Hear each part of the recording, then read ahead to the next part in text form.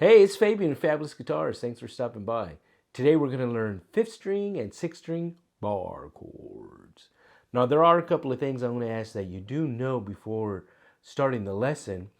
That you should be comfortable with your open chords. Now you don't have to be really proficient in moving between them, but I do ask that you do know them. So if I were to ask you to play an A major, you would be able to just go to your A major, or if I asked you to play an E minor, you'd be able just to go to your E minor. But like I said, if you have a tough time moving between them, that's okay. But you should know them, and you should, like I said, you should know them for a couple of reasons. You got to know them. If you're going to play guitar, you have to know your open chords. But also, before you want to start doing bar chords, you should have some type of finger strength in your hand, that you should develop some strength to where you can play your bar chords. So know your open chords. You should also know the names of the notes of both your 6th string and your 5th string. We are going to go through those briefly right before we go into the lesson, but you should know those already. It would benefit you to know them. And then as far as some tips, when you're starting to learn how to play these bar chords, one of the things, and you'll hear me call your finger your bar. I call it a bar quite often, but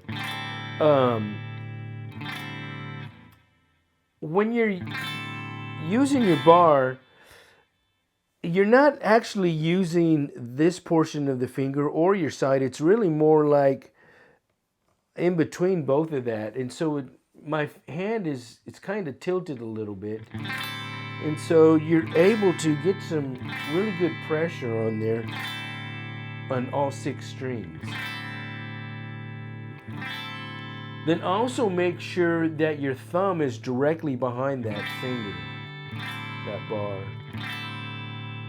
And then naturally your elbow is just going to move in. Now you don't have to have it in real tight. It just, wherever it hangs, when you have to tilt your hand, your elbow is just naturally going to fall into position. So you don't have to worry about it too much.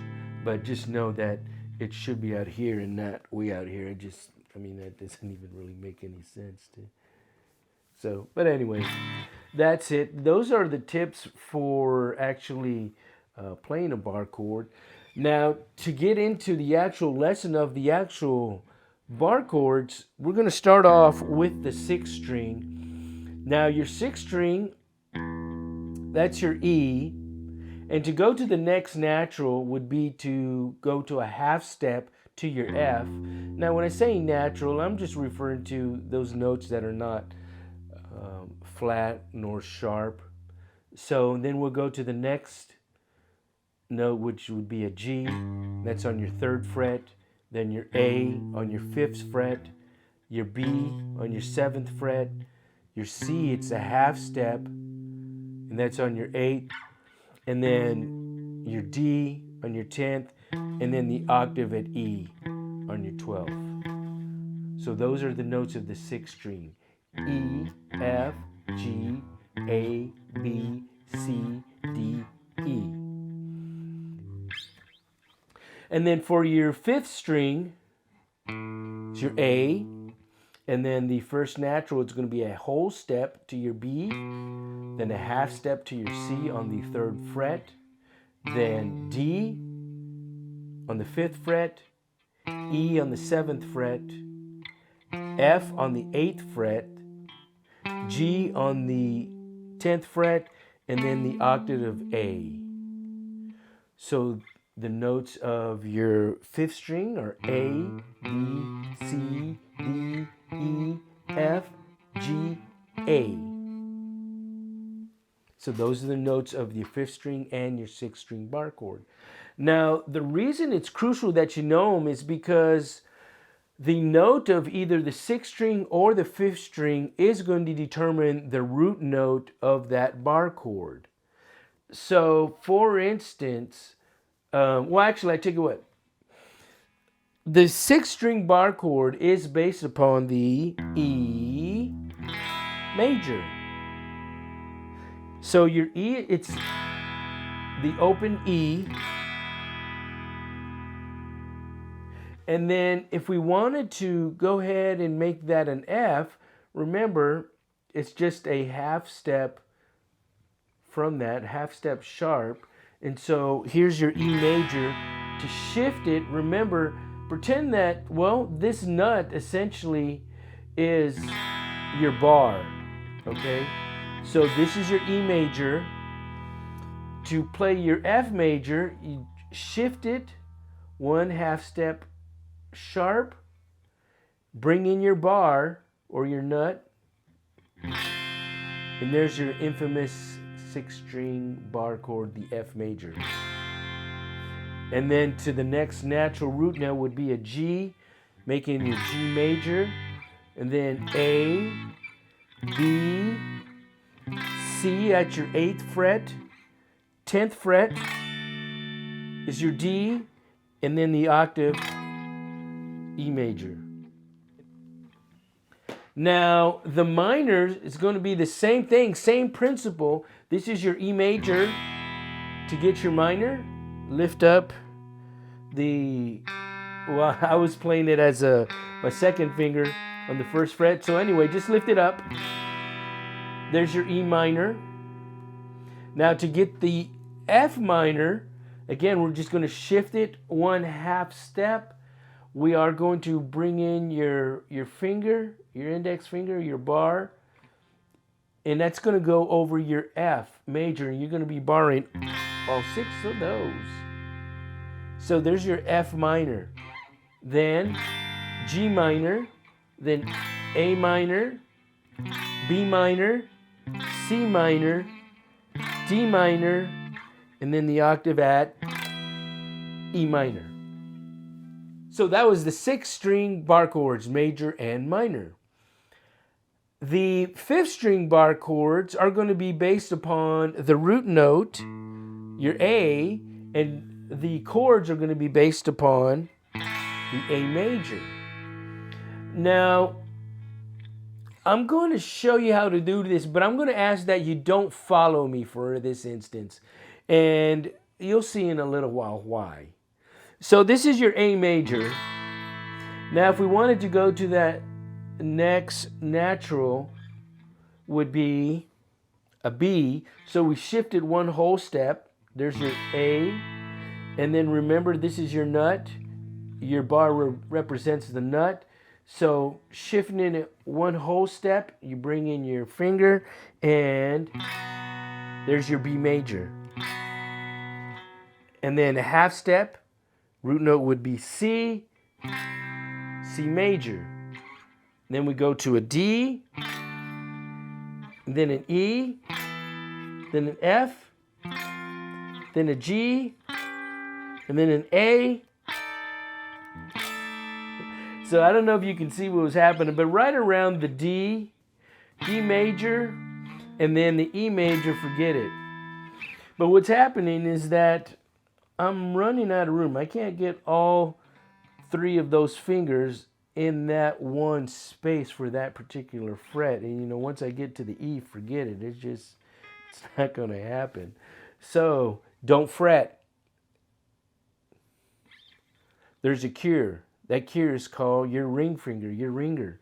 So what's going to happen is that those 3 fingers that we were using, we're just going to substitute our ring finger, your ringer, and so there you go. So doing a D major, substituting those 3. So, and there you go. There's your D major, E major, F major, G major, and A major. Now, if you're having difficulty getting that last string, that note really, it's not crucial. So if you just did those 4 strings, you're going to be fine. I wouldn't sweat it. Like I said, that note's not crucial to the chord anyway. So that was the major fifth string bar chords. Now the minor, it is based upon the A minor.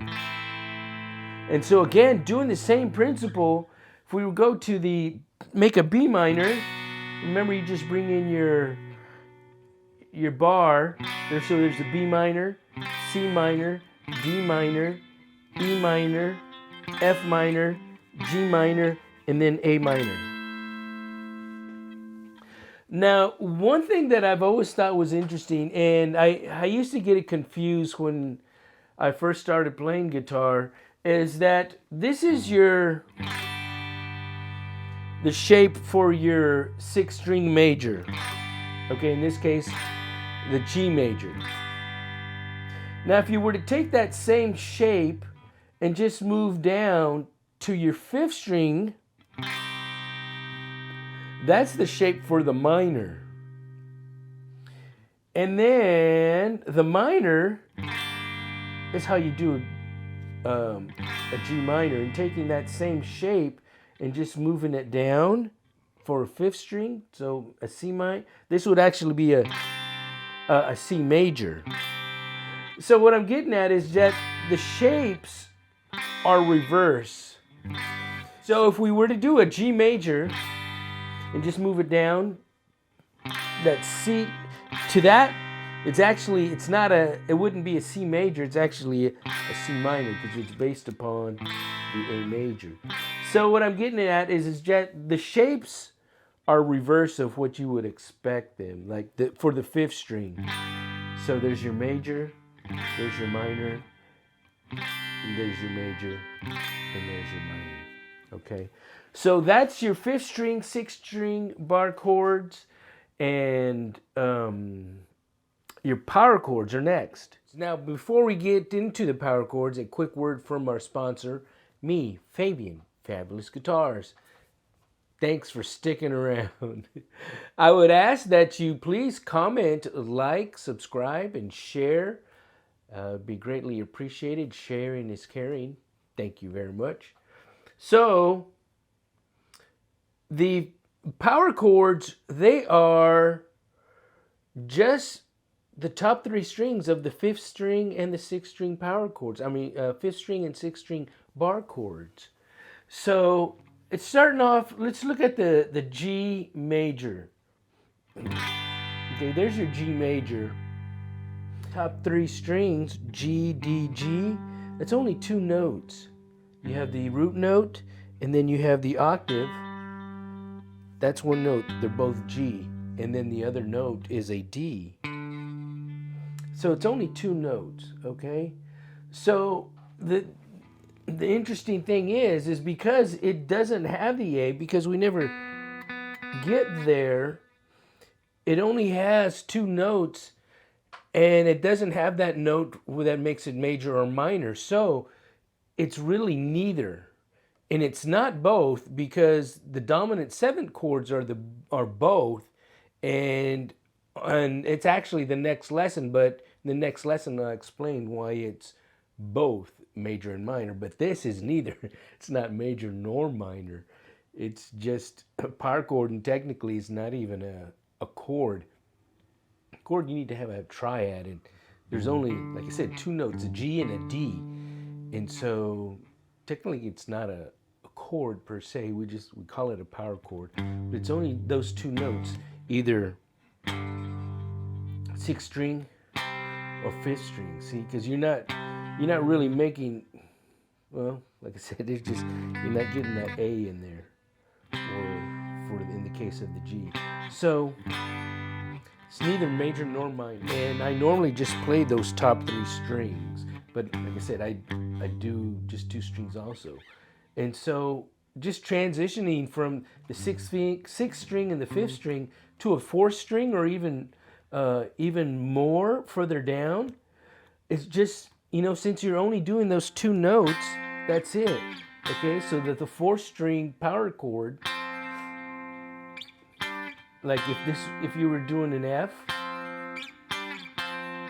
and then if you were doing a third string power chord, in this case, you just have to remember you're just going to have to move one fret over, 1 fret higher.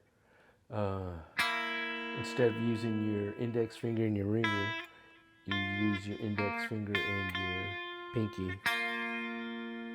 And then going back to, if you're doing the second string power chords, you're going back to that, to your 1 finger and your ringer. So that is power chords. And so come back in the next lesson where we talk about dominant 7th bar chords. Adios.